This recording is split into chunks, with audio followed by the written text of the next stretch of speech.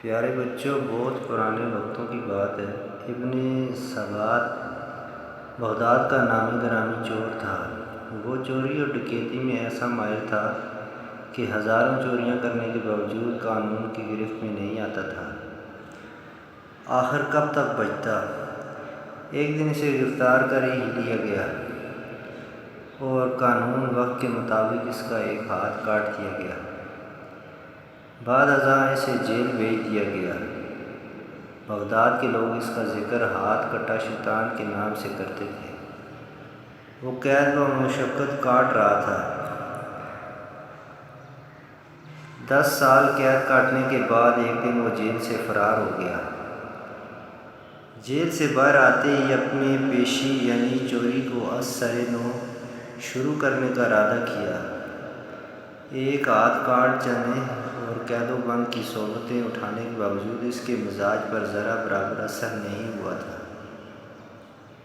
ایک رات وہ اپنی مہم پر نکلا، پھرتے پھراتے ایک بڑے سے گھر میں داخل ہوا۔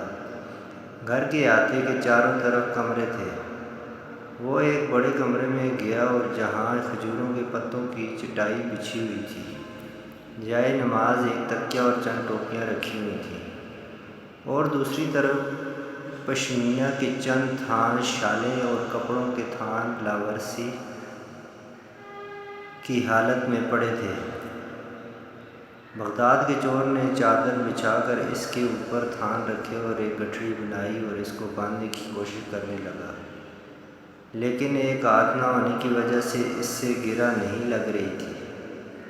وہ ہامتا ہوا بیٹھ گیا۔ ان سوا کہ ایک ضعیف شخص کمرے میں داخل ہوا، سبات کو گٹھڑی بناتا دیکھ کر کہا، بھائی، یہ کام تم کسی کی مدد کے بغیر نہیں کر سکتے، میں تمہاری مدد کرتا ہوں۔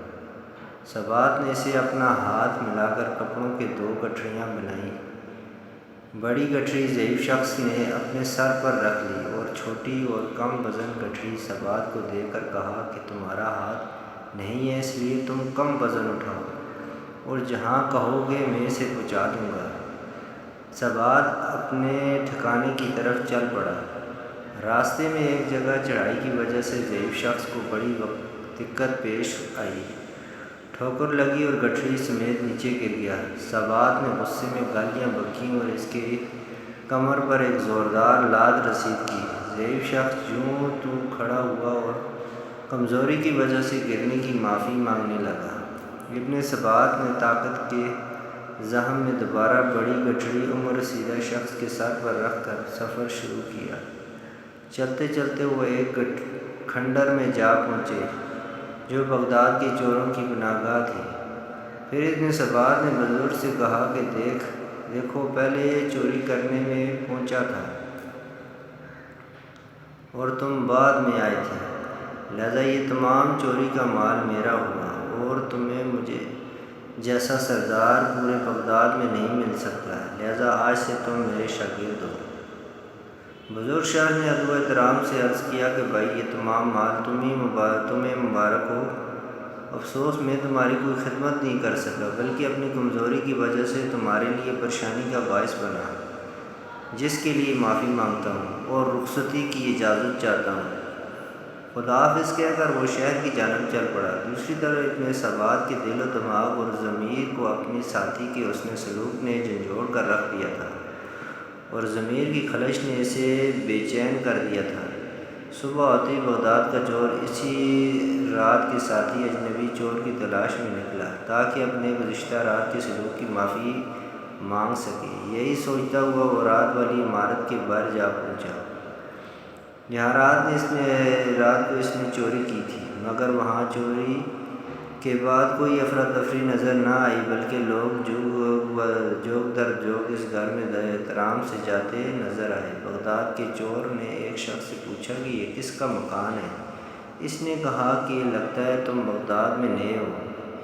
یہ بابرکت مکان ہمارے شیخ حضرت جنید بغدادی کا آستانہ علم ہے۔